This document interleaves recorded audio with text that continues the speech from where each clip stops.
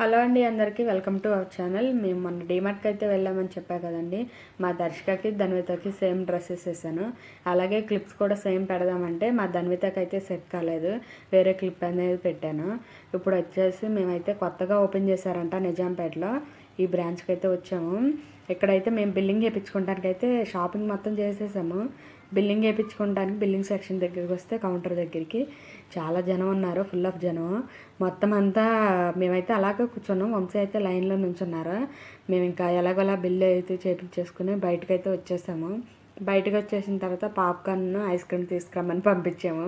తీరా పంపించి తీసుకొచ్చిన తర్వాత ఆ లైన్లో నుంచుని వచ్చిన తర్వాత ఐస్ క్రీమ్ అనేది కింద పడిపోయింది. ఎందుకంటే మా ధన్విత దర్శకి ఇద్దరు ఐస్ క్రీమ్ అంటే లాగేశారు గబుక్కుని.